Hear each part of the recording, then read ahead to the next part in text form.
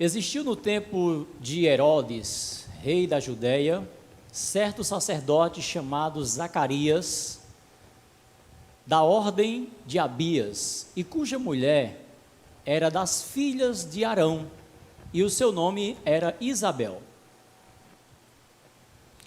E eram ambos justos perante Deus, andando sem repreensão em todos os mandamentos e preceitos do Senhor. E não tinham filhos, porque Isabel era estéril, e ambos eram avançados em idade.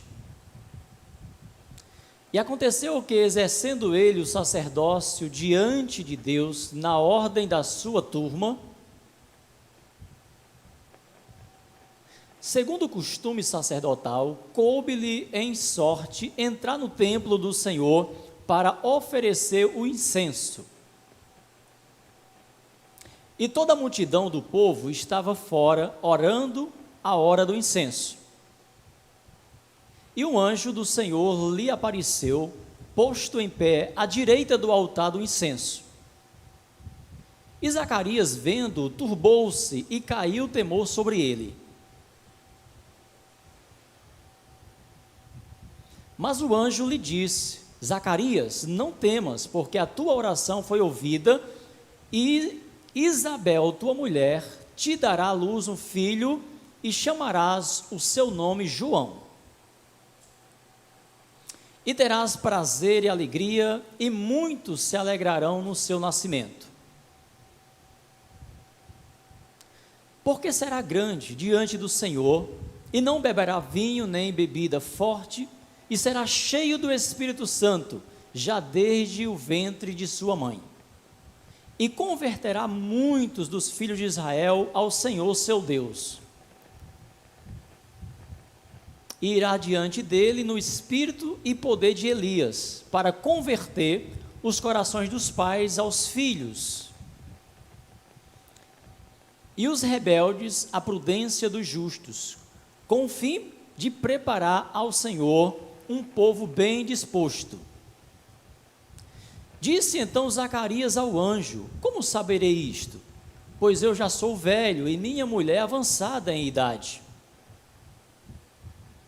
E respondendo o anjo, disse-lhe: eu sou Gabriel, que assisto diante de Deus, e fui enviado a falar-te e a dar-te estas alegres novas. E eis que ficarás mudo, e não poderás falar, até o dia em que estas coisas acontecerem. Porquanto não creste nas minhas palavras, que a seu tempo se hão de cumprir. E o povo estava esperando a Zacarias, e maravilhava-se de que tanto se demorasse no templo. E saindo ele, não lhes podia falar, e entenderam que tinha tido uma visão no templo, e falava por acenos, e ficou mudo. E sucedeu que, terminados os dias de seu ministério, voltou para sua casa. E depois daqueles dias, Isabel, sua mulher, concebeu, e por 5 meses se ocultou, dizendo: assim me fez o Senhor nos dias em que atentou em mim, para destruir o meu opróbrio entre os homens. Amém? Vamos orar. Senhor Deus, querido Pai que estás nos céus, nós te damos graças, Senhor Deus, por esta preciosa palavra que nós lemos nesse momento. E pedimos, ó Pai, que o Teu Espírito Santo esteja falando aos nossos corações neste momento, nesta mensagem, através desta palavra. Dá-nos da Tua graça e nos ajuda, Senhor, a compreender os Teus propósitos para nós hoje, assim como o Senhor assim revelou naquela ocasião, há tantos anos antes desse momento, Pai, que nós estamos vivendo aqui. Mas certamente a Tua palavra é viva e eficaz, e ela nos avivará nesta noite para uma nova expectativa, talvez semelhante à expectativa que estava se gerando naquele contexto para o nascimento do Messias. E hoje, Pai, nós queremos que através destas palavras de expectativa e de cumprimento profético, nós também sejamos despertados para, como igreja do Senhor, aguardar com expectativa a volta do Senhor, nos alegrando por todo o cumprimento das profecias tão claramente expostas nas Escrituras Sagradas. Assim pedimos tua direção e iluminação, Pai, em nome de Jesus. Amém. Então, queridos, o tema da mensagem de hoje, dando continuidade à nossa sequência de mensagem intitulado O Caminho do Natal de Jesus, não poderia ser outro, o anúncio do nascimento de João, o precursor de Jesus. Então vale lembrar que este tempo ainda é o tempo do silêncio de Deus. Israel está nesta ocasião sob o domínio dos imperadores romanos, como nós vimos na nossa última mensagem. E algumas dessas autoridades, elas estão ali, claro, colocadas por os imperadores. Dentre essas autoridades, nós temos nesse contexto o rei Herodes e sacerdotes e sumos sacerdotes. Alguns, não todos, mas alguns ali colocados dentro dessa visão política.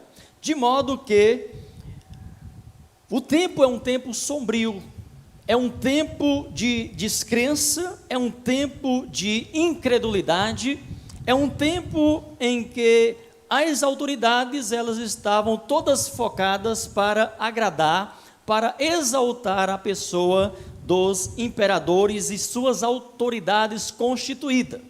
De modo que, nesse contexto, somente a elite de Israel, somente aquelas pessoas mais próximas dos sacerdotes e sumos sacerdotes, mais próximas das autoridades romanas, elas desfrutavam de um certo privilégio, ou elas tinham atendido às suas demandas. As demais pessoas, elas estavam sofrendo muito, havia uma opressão, havia um sofrimento muito grande, sobretudo para as classes mais pobres. Mas, queridos, fato é que a vida aparentemente está correndo tudo absolutamente normal dentro desse contexto em que Deus vai quebrar o seu silêncio, tanto na vida política de Israel, econômica, quanto também na vida espiritual e social. É como Jesus vai dizer tempos depois, se referindo aos dias de Noé, e já se remetendo ao tempo do fim.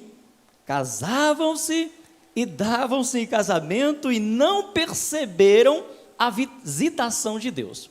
Então, quando o Senhor Jesus vai fazer essa citação, ele vai contemplar o contexto em que ele mesmo está inserido. Ele vai dizer em outra ocasião que o povo de Israel não percebeu, não reconheceu a visitação de Deus, não reconheceu o quebrado silêncio. Mas também o Senhor Jesus se remete para os nossos dias, dizendo que, assim como o contexto dos seus dias, ou seja, dos dias do seu nascimento, dos dias do quebrado silêncio de Deus, o povo comiam, casavam e davam-se em casamento. Uns eram favorecidos pelo governo romano, tinham boas casas, tinham um poder econômico bom, e outros simplesmente sofriam e viviam na miséria, e não perceberam a manifestação da luz de Deus. Assim também ele diz, olha, assim será nos dias do Filho do Homem, ou seja, do retorno do Filho do Homem. Então, queridos, o povo já estava se acostumando a viver assim, sem profecia, sem revelação, sem manifestação real de Deus. E isso, meus irmãos, faz parte do perigoso comportamento humano. Basta tudo estar bem financeiramente, socialmente, culturalmente, para o povo fazer tudo do seu modo, do seu jeito, da maneira que melhor lhe apraz, sem dar a mínima importância para Deus, sem dar a mínima importância para estarem na dependência de Deus e se colocarem para serem parte dos cumprimentos proféticos. Então, queridos, a fé e os princípios que antes norteavam os patriarcas da fé, dão lugar nesta ocasião, neste contexto, a muitas superstições e crendices, além do alto valor, as tradições humanas, as leis orais como meros rituais, em detrimento dos mandamentos de Deus. A cultura helenista estava em alta na vida comum das pessoas nos dias do nascimento de Jesus. Era mais ou menos assim que estavam vivendo o povo, ensinando e sendo ensinado de acordo com os costumes vigentes desta época sombria. Como podemos ver em algumas narrativas do Evangelho, por exemplo, a do poço de Betesda, né? A suposta descida do anjo para agitar as águas. Ou seja, a expectativa que deveria estar, na verdade, reinando ali, era a expectativa da descida, da vinda do Messias, do Salvador. Mas alguns alimentavam-se mais de uma expectativa religiosa e de uma salvação física, de uma salvação temporária, como sendo resolver os seus problemas de saúde, seus problemas financeiros, de modo que criaram um amontoado de crendice, de superstição. Então, um poço de Betesda, desce um anjo aqui, e tudo isso era acolhido, era batizado pela religião da época. Como nós já somos mais do que experientes como católicos e ex-católicos, né? Quantas aparições não surgiram na história, quantas procissões não foram feitas em nome de supostas aparições. Algumas foram canonizadas como verdadeiras, mas outras simplesmente nós, na nossa simplicidade, como aquela que aconteceu um tempo atrás numa serra aqui próxima de Fortaleza, né? Procissões e mais procissões, vamos lá porque Maria está aparecendo numa nuvem, e o sujeito era um estuprador. E a reportagem ia, arcebispo de Fortaleza foi para lá para celebrar missa, fizeram tudo, acreditaram em toda aquela crendice. As autoridades religiosas acreditaram naquela superstição, naquela suposta aparição, porque faz parte, continua fazendo parte do contexto religioso. Ou seja, se acredita ainda hoje nessas supostas manifestações. Então, o contexto em que Jesus nasceu, ali em Israel, não era diferente. Poucos continuavam na expectativa de uma nova revelação de Deus, trazendo salvação eterna por meio do aparecimento do Messias. Já se passaram mais de 400 anos desde o último profeta. Mas como sempre, meus irmãos, Deus conservou o seu remanescente.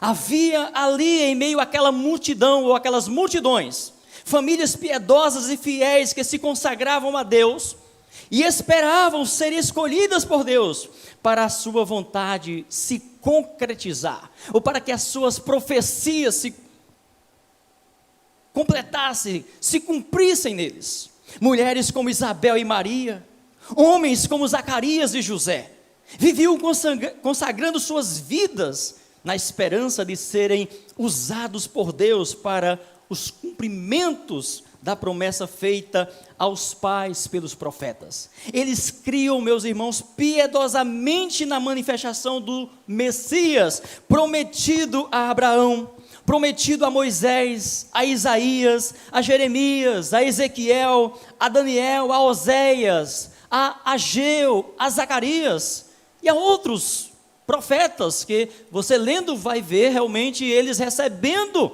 esta profecia indicadora do aparecimento do Messias. Então, queridos, ser um vaso nas mãos de Deus é sempre um desafio muito grande. E ser um instrumento de Deus, nas circunstâncias que estava vivendo o seu povo naquela época, era maior ainda. Pois nos leva a crer que foi um tempo de bastante esfriamento e indiferença às promessas. A prova veremos no desenvolver desta mensagem. Veremos também que mesmo os piedosos e fiéis tiveram alguma dificuldade no quebrar do silêncio de Deus. Afinal, Deus se revelou a pessoas muito simples da casa de Israel, e talvez, meus irmãos, seguiu uma ordem que não era esperada pelos grandes sacerdotes e sumos sacerdotes da época, porque é óbvio que Deus não segue a ordem dos homens. Deus não se deixa domar pela vontade humana. Então, se havia ali uma expectativa na classe sacerdotal, havia uma expectativa ao seu modo, da sua maneira, segundo a sua visão, segundo as suas expectativas ou errônea interpretação das Escrituras. E isso prova quando o Messias se manifesta. Deus, querido, se revela começando do zero, ou seja, com uma nova geração. E aí preste atenção nisso. João e Jesus faz parte de uma nova geração, e eles a representarão com modos e costumes diferentes. Talvez diferente de tudo daquela época, da classe religiosa da época. João no deserto, com um estilo de vida bem ascética, com uma dieta alimentar bem diferente do geral. Já Jesus estava no meio do povo, participava de festas de casamento, comia a mesma comida do povo, se vestia como povo comum, mas o que os dois não divergiam era com o princípio, era com o propósito divino. João veio abrir o caminho. Jesus, o Messias, é o caminho daquele que veio um pouquinho, ou que nasceu um pouquinho antes, para ser o seu abridor de veredas. Eles formaram discípulos e atraíram esses discípulos após si, após eles mesmos, homens piedosos, jovens, garotos, crianças. E quem eram esses discípulos? E onde estavam os pais desses rapazes? Sim, os discípulos de Jesus e de João, na maioria quase que absoluta, era da mesma idade que eles. Só para os irmãos terem ideia, o discípulo mais velho de Jesus era André, tinha 33 anos. O mais novo, já conceituado, o apóstolo João Evangelista, tinha 24 anos.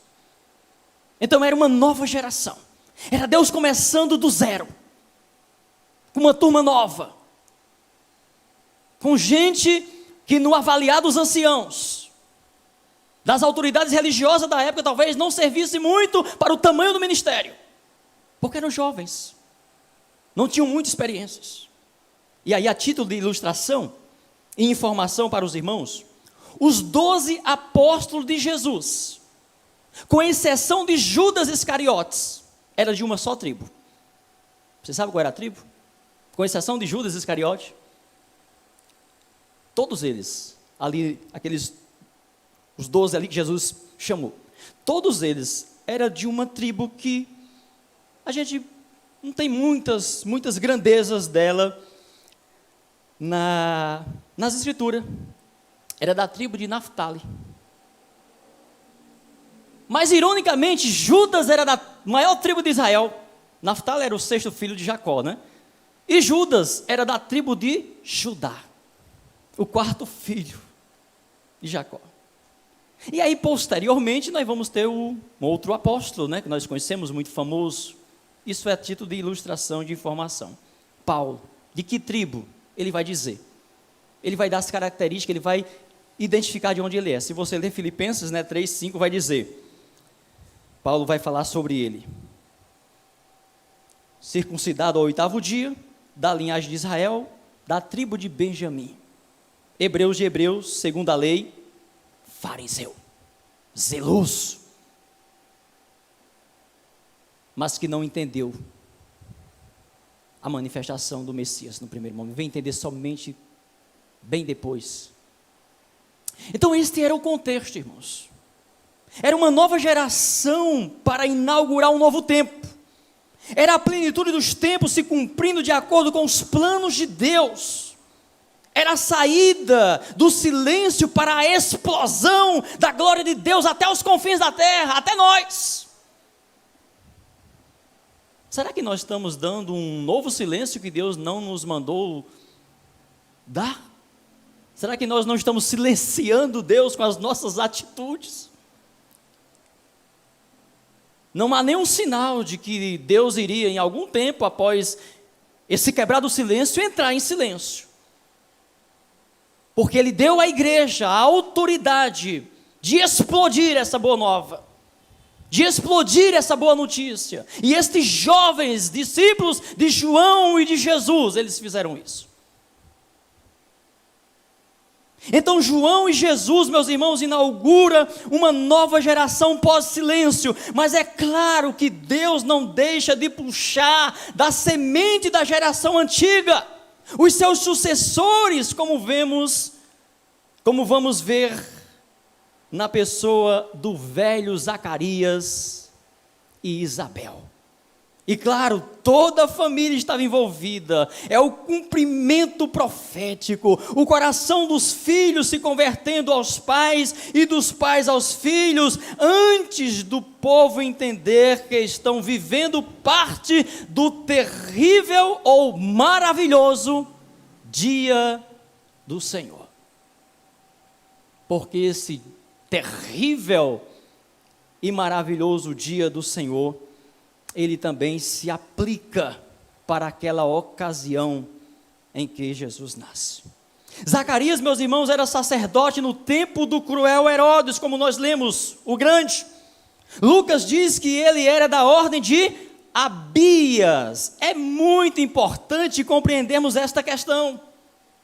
Esta divisão das ordens sacerdotais, quem fez foi Davi, conforme está registrado lá em 1 Crônicas, capítulo 24, do versículo 1 ao 18, nós não vamos ler porque é longo o texto, mas você pode ler em casa a divisão dos sacerdotes, lá em 1 Crônicas, capítulo 24, do 1 ao 8, nós vamos ver lá 24 ordens sacerdotais. E Zacarias pertencia conforme o texto diz, a 8ª ordem, a ordem que era de Abias, conforme está no versículo 10 de 1 Crônicas, e aí esse eu vou ler. 1 Crônicas, capítulo 24, versículo 10.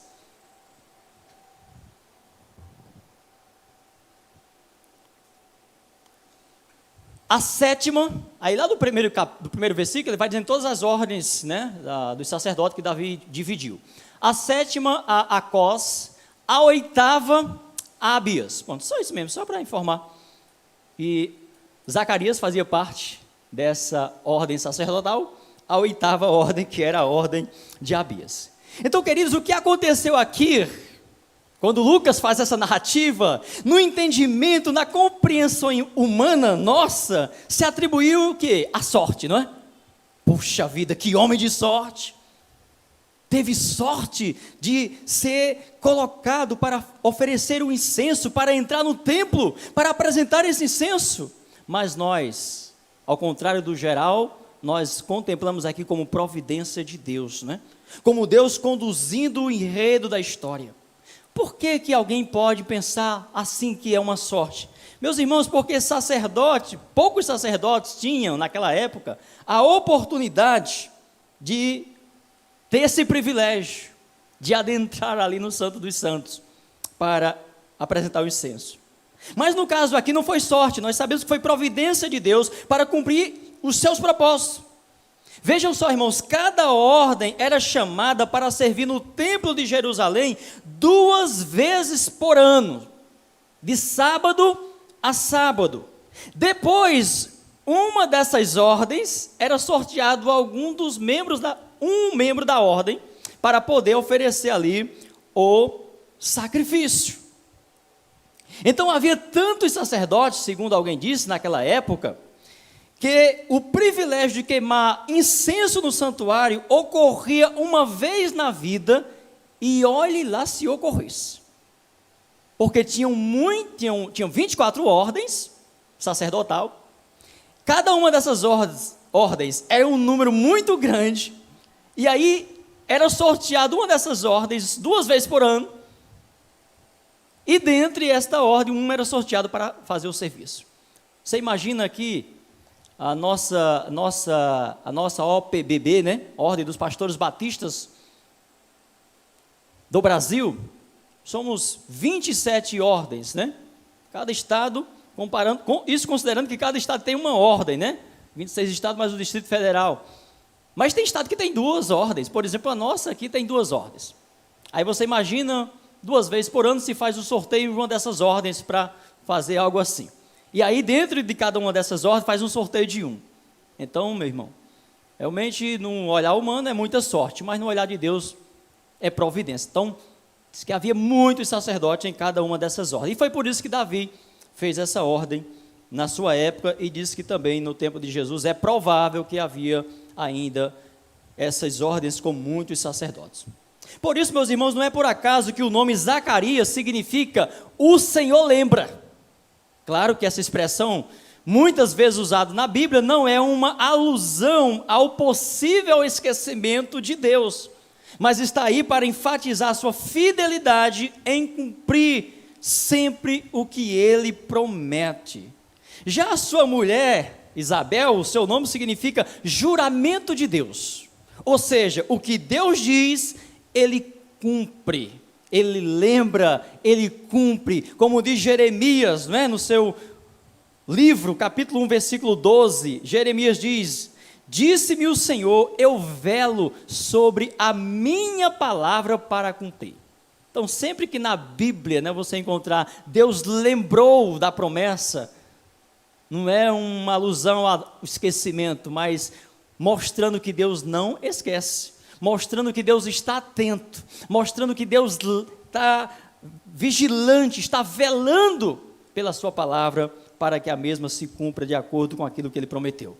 Então, o fato é que Deus não admite pressão para que ele cumpra o que ele prometeu. Há de se cumprir sempre ao seu tempo.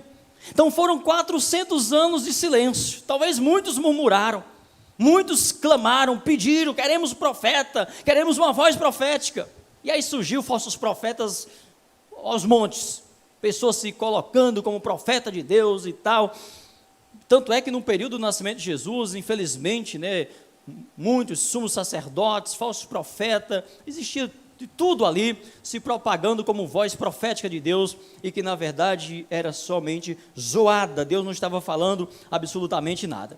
Então havia passado mais de 400 anos, desde que Deus falou ao profeta Malaquias, dizendo, Malaquias capítulo 3, versículo 1 e versículo 2,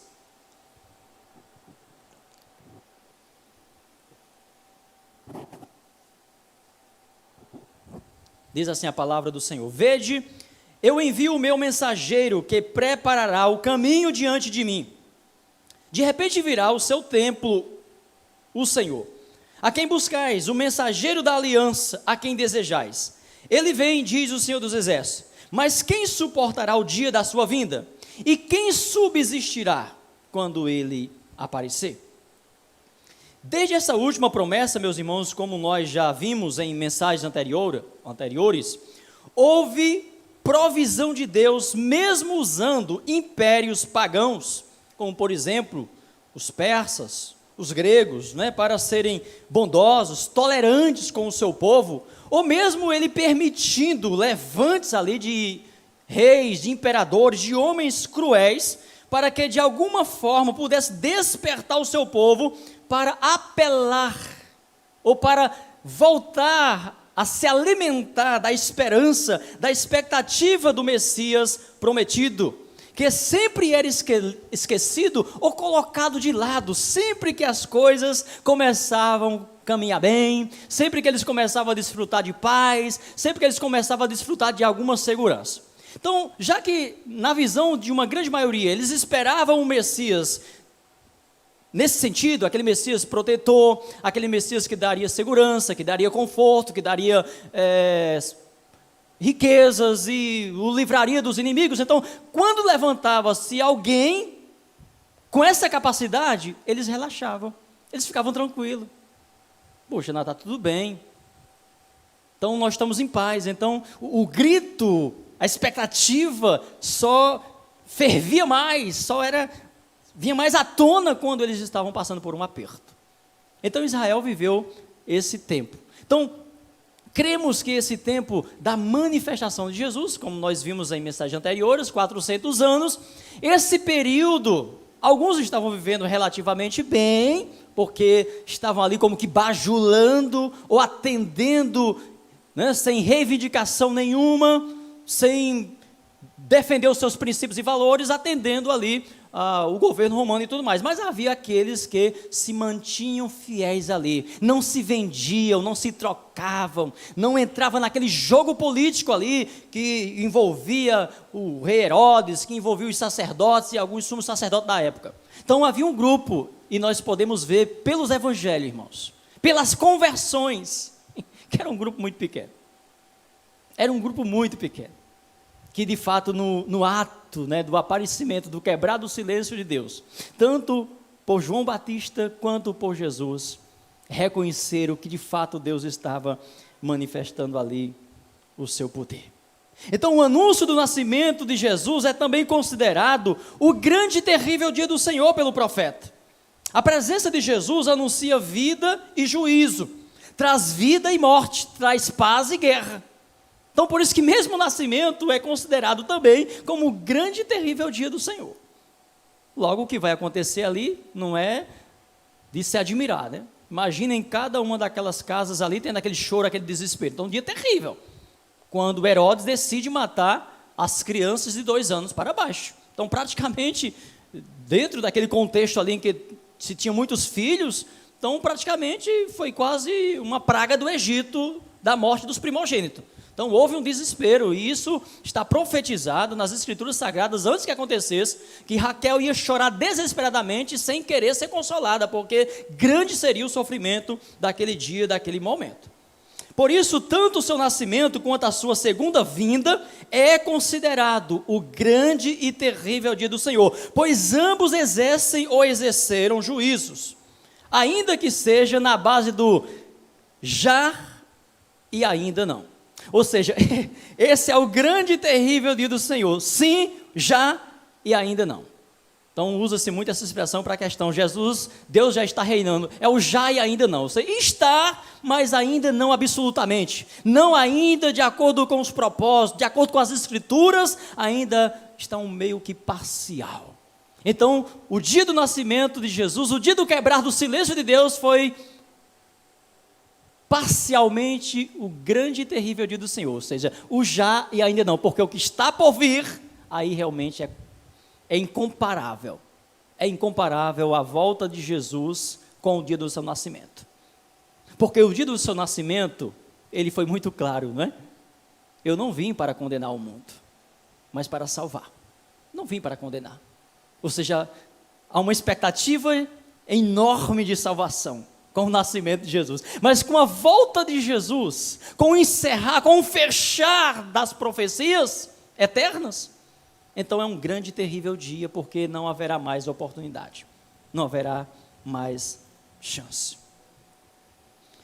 Por isso mesmo, meus irmãos, que antes do dia do Senhor, ele disse que enviaria antes o seu mensageiro, o seu profeta, e ele diz para quê, com qual missão e em defesa de quem? Veja Malaquias capítulo 4, versículos 5 e versículo 6. Vede, eu vos enviarei o profeta Elias, João, não é? João. É claro que alguns vão pegar esse texto aqui também, vão remeter aí a possibilidade de que uma das duas testemunhas seja o Elias, né? Ou seja, antes do terrível eu enviarei. Não tem problema, como diz, profecias dessa natureza, ela se cumpre num período, mas ela tem um poder de se estender até o fechamento profético de tudo. O fato é que aqui nesse caso, nos evangelhos, o próprio Jesus vai dizer, olha, verdadeiramente Elias já veio. Jesus confirmou que era João, não um tipo de encarnação, alguma coisa dessa natureza, mas o espírito, a ousadia, a representação, e nós vamos ver isso aqui. Então, antes que venha o dia grande e terrível do Senhor, Ele converterá o coração dos pais aos filhos e o coração dos filhos aos pais, para que eu não venha e fira a terra com maldição. Assim termina o profeta Malaquias. Os judeus, né, diga-se de passagem, na sua superstição, eles pegam esse texto, eles lêem o versículo 5, eles invertem, eles não terminam com o dizer do último versículo, por questão de não querer que terminasse a última profecia com uma promessa, uma palavra de maldição. Então eles fazem o contrário, esse versículo 6 está no lugar do 5, é alguma coisa mais ou menos assim, né? pouco de superstição, porque isso aí não altera absolutamente nada. E assim, queridos, nós estamos vendo aqui se cumprindo no anúncio do nascimento de João. Com isso podemos sentir com mais ênfase ainda como estava vivendo a maioria do seu povo neste tempo. E aí, mais uma vez, a título de ilustração, só para a gente se situar que nós estamos vivendo hoje, não lá, Jesus vai dizer, quando ele estava pregando ali, já falando, né, da sua vinda, ele diz lá em Lucas capítulo 18, versículo 8, quando o Filho do Homem voltar, vier, porventura, achará fé na terra? Jesus se remetendo ao futuro, ao presente nosso aqui, mas também colocando que a situação, o contexto em que ele estava vivendo, em que ele nasceu e que ele estava como Messias de Deus, era um contexto em que a fé parecia não existir. Mesmo o povo tendo sido ensinado durante tantos anos sobre a promessa, sobre eles gerarem essa expectativa, eles não foram capazes de perceber a visitação de Deus. João, o seu precursor, está chegando. Como estava a fé do povo? O Senhor disse para Malaquias que era preciso João vir primeiro e preparar o seu caminho, anunciar o batismo do arrependimento, converter o coração uns dos outros. Coração dos filhos se converter ao coração dos pais, ou dos pais aos filhos. Haveria uma mensagem antes da mensagem anunciada pelo Messias. Jesus traria paz, mas também sua vinda geraria guerra e atrito entre familiares. Por isso, em algumas circunstâncias, foi terrível mesmo. E ainda quando criança, nos braços do velho sacerdote Simeão, que o apresentou diante de Deus, como o costume ali mandava, quando José e Maria levaram Jesus, né, o bebezinho ali para o templo para ser apresentado, veja as palavras proféticas do sacerdote ancião Simeão, conforme está em Lucas, só para você entender essa questão. Lucas 2, versículo 34 e versículo 35. E Simeão os abençoou e disse a Maria, sua mãe: eis que este é posto para queda e elevação de muitos em Israel, e para sinal que ele é contraditado.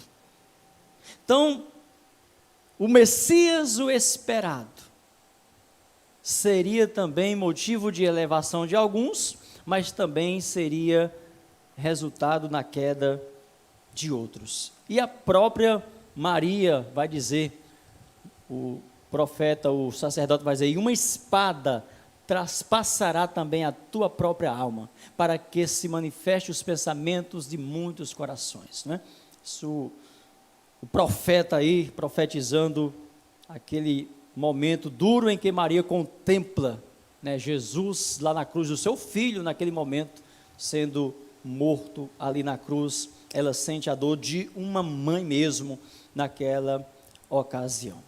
Então, queridos, a missão de João em meio ao caos espiritual que Israel e o mundo estavam vivendo naquele momento, era preparar famílias arrependidas de seus pecados para receberem o Messias. Esta era a missão de João, preparar famílias. Por isso que o texto diz que ele iria ser usado por Deus para converter coração de filhos aos pais e coração dos pais aos filhos, pregar a mensagem de arrependimento. A terra estava contaminada, o cenário era de frieza e um tempo de indiferença às promessas. Os sacerdotes e sumos sacerdotes, escribas e companhia estavam contaminados, vendidos ao poder romano. Poucos estavam andando em piedade, e para o Senhor não ferir a terra com maldição eterna, ele envia antes o seu mensageiro. Ele escolheu uma família piedosa na terra para cumprir a sua promessa, a família descendente da linhagem de Davi e também da aliança abraâmica e arônica.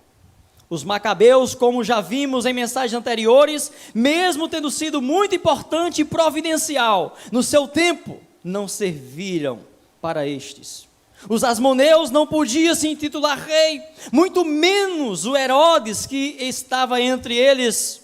Mas o caminho vai começar a se abrir para o grande e o único rei se apresentar à sua amada Jerusalém, a cidade do grande rei, não somente para a nação de Israel, mas para todo o mundo. Ele é o rei, ele é o Senhor dos senhores. Isabel era descendente da família sacerdotal de Arão. Ela e o marido eram judeus devotos, cuidadosos em obedecer às escrituras do Antigo Testamento, tanto no aspecto moral quanto no cerimonial. Esse casal não tinha filhos, uma condição de vergonha para qualquer judeu. Lucas relata que a causa disso foi esterilidade de Isabel. O problema foi agravado pelo fato dos dois serem avançados em idade. Além de estéril, ainda vem a questão da idade. O versículo 8 ao 10 do nosso texto diz que certo dia Zacarias estava exercendo os deveres sacerdotais no templo do Senhor. Era sem dúvida, meus irmãos, um dia memorável na sua vida, porque ele fora sorteado para queimar o incenso no santuário. Creio que é a primeira vez na vida daquele sacerdote, depois de tantos anos já na velhice. Então foi um dia assim espetacular, creio que a vibração dele foi muito grande, mas ele não esperava o que ia acontecer naquele lugar santíssimo. Todo mundo, toda a multidão do povo estava lá fora em oração. É lindo o texto, né? Diz que o sacerdote entrou e estava lá oferecendo incenso e a multidão estava do lado de fora orando. Que coisa mais linda, não é? Cremos que dentre esta multidão estavam os fiéis, quem sabe ali estava Pedro, ainda garoto, João, André, ali fora com seus pais, ainda um adolescente meio tímido, talvez meio travesso, mas era um momento ali da religiosidade judaica, e estava acontecendo algo tremendo naquele exato momento. O fato é que ainda que eles não estivessem ali fora, parte da sua família estava naquela ocasião, família dos apóstolos. O tempo do povo de Deus orar dentro do templo, meus irmãos, estava chegando. Perto estava de se romper todas as barreiras. O véu do santuário estava com os meses, com os dias, com os anos contados para se romper. Porque naquela ocasião, a multidão não podia chegar naquele lugar santíssimo. Somente o sacerdote, o sumo sacerdote. E era um grande privilégio para eles adentrarem ali. Algo tremendo, meus irmãos, vai acontecer com esta ordem sacerdotal.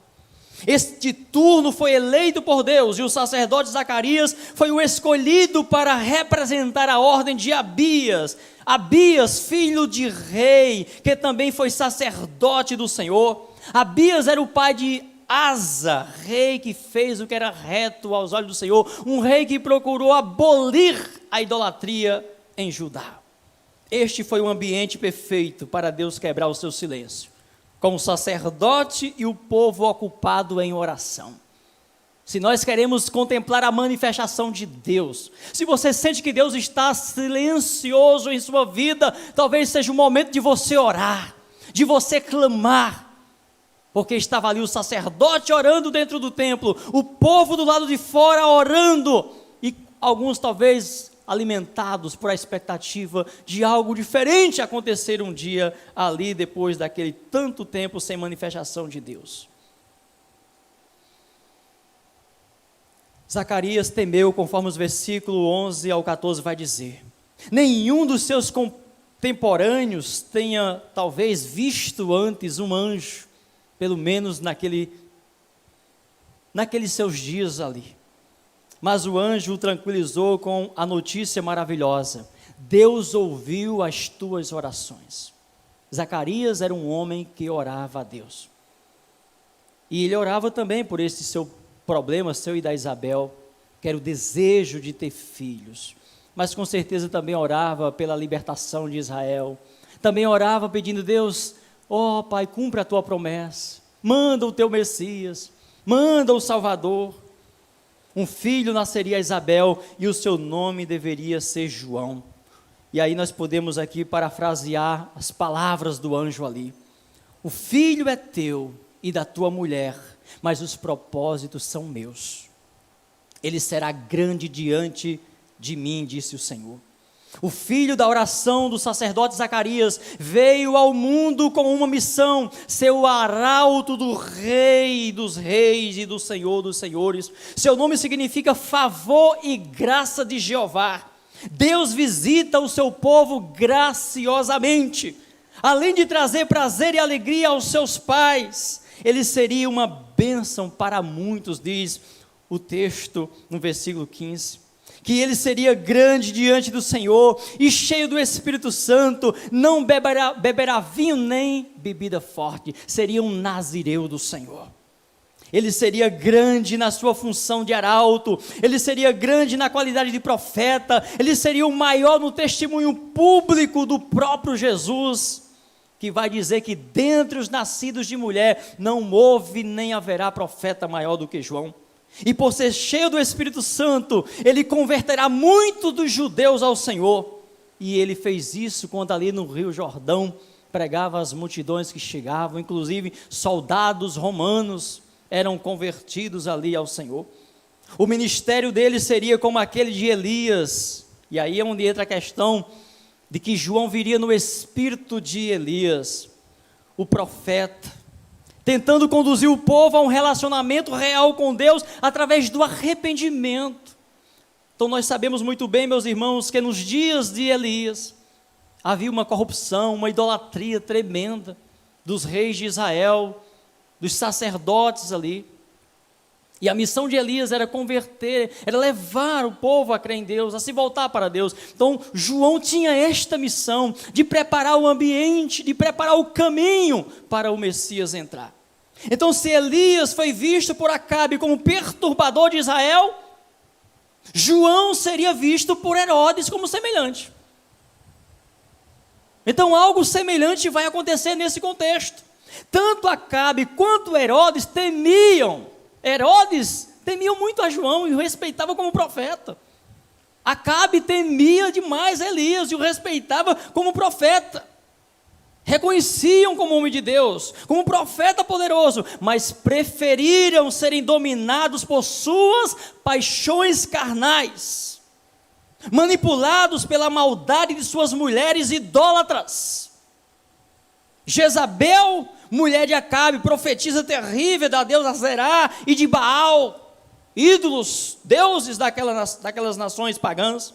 E Herodias, a mulher de Herodes, adúltera, mulher de Herodes Antipas, que era esposa de Herodes Filipe, seu irmão. Então o Antipas estava vivendo com a mulher do seu irmão Herodias, esposa de Filipe. João denuncia este pecado. Salomé, sua enteada, que era sua sobrinha, filha de Filipe, é responsável pela morte de João naquela dança sensual no dia do aniversário de Herodes, conforme os textos de Marcos e Mateus vai nos dizer. E esses textos, nós poderíamos ler aqui, são muito reveladores.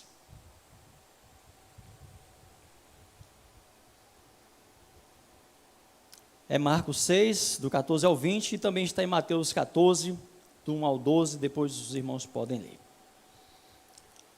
O anjo na missão ali no templo foi o mesmo anjo que dava as mensagens para Daniel.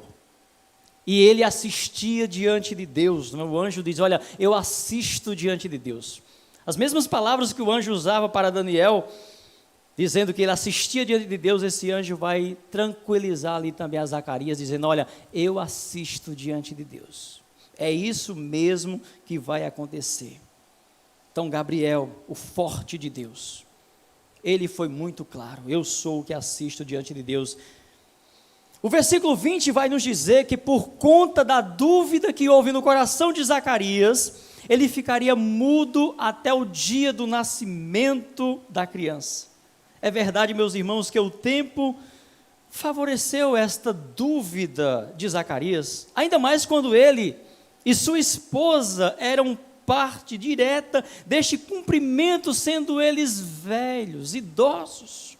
Mas aqui aprendemos uma verdade a ser aplicada em nossas vidas. Em qualquer tempo que um cristão nutrir dúvida acerca da palavra de Deus, ele perderá seu testemunho e seu cântico. 9 meses, Zacarias passou ali, sem falar e sem ouvir. Porque nós vamos ver que as pessoas, quando queriam falar para ele, sinalizava, e isso provava que ele também não ouvia, ficou também surdo, não somente mudo.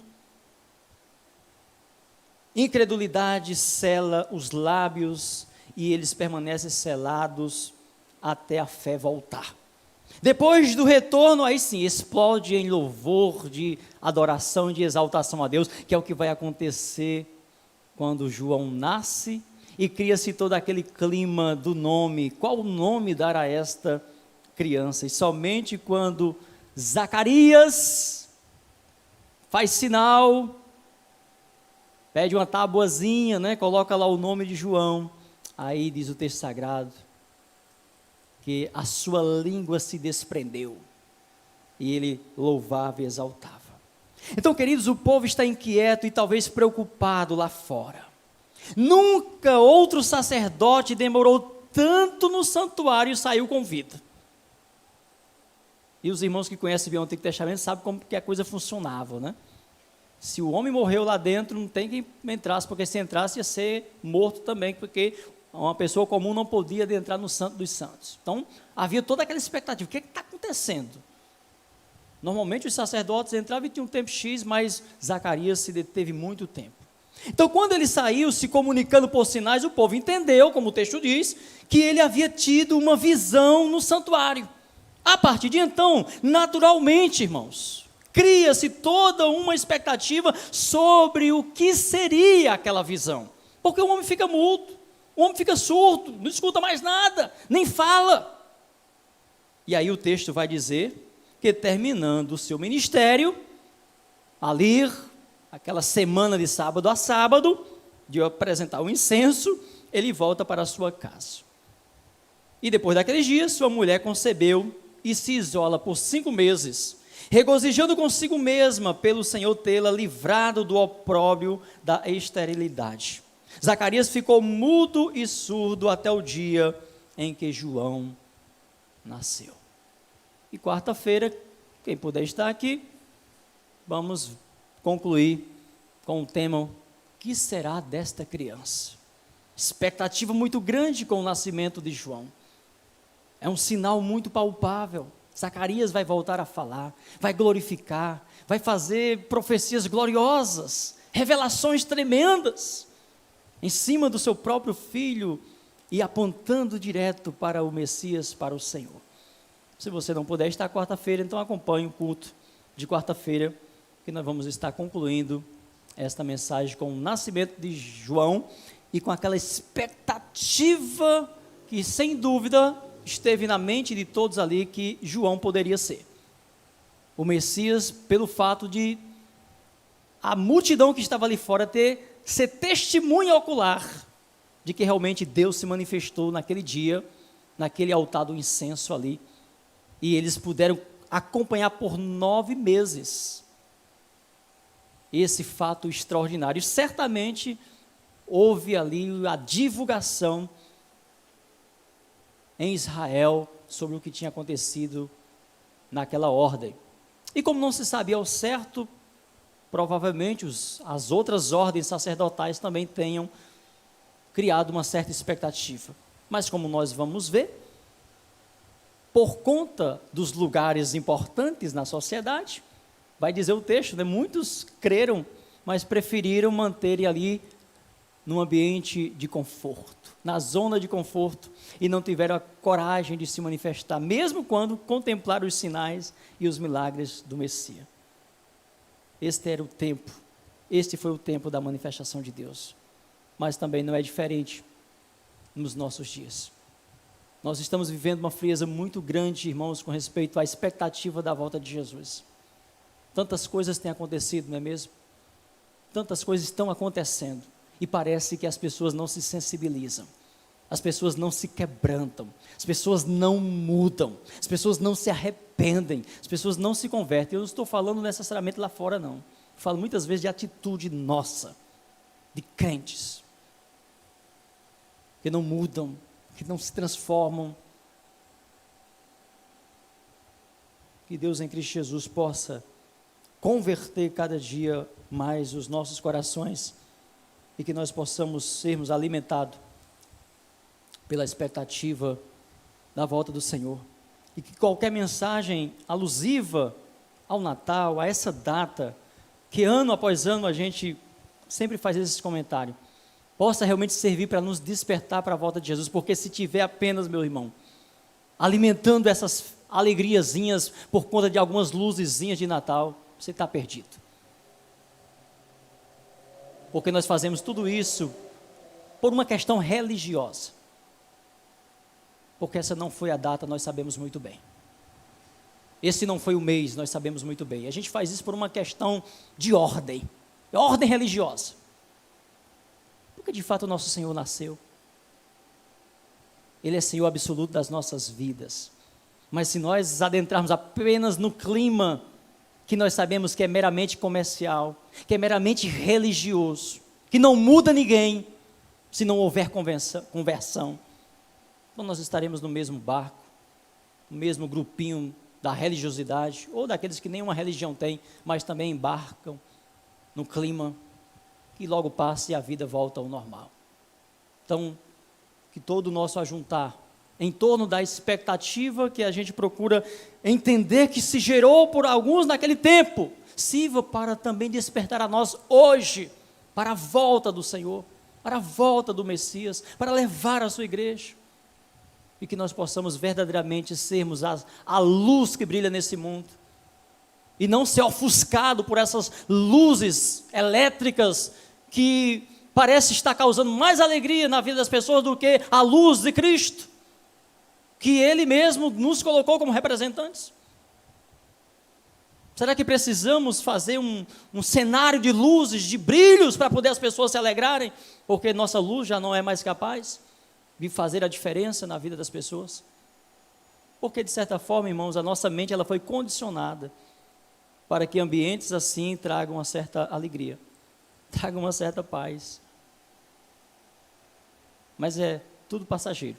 Somente a luz de Cristo, somente a paz de Jesus permanece e faz a diferença nas nossas vidas. Que Deus nos abençoe. Vamos ficar de pé para nós orarmos, encerrando o culto. Pai, em nome de Jesus, obrigado, Senhor, por mais esse culto, por mais esse momento precioso aqui na Tua casa e na Tua santa e bendita presença. Leva-nos de volta, Senhor, para os nossos lares, nos dá uma semana, Pai, abençoada em Tua santa presença. E nos traga para os demais cultos da semana, quarta-feira, sexta-feira, domingo, e assim nós possamos estarmos, ó Deus, sendo cuidados por Ti. Que o amor de Deus Pai, Deus Todo-Poderoso, que a graça salvadora de nosso Senhor Jesus Cristo, a comunhão e as consolações do Seu Santo Espírito, seja com todo o povo de Deus, desde agora e para todos sempre. Amém, amém e amém.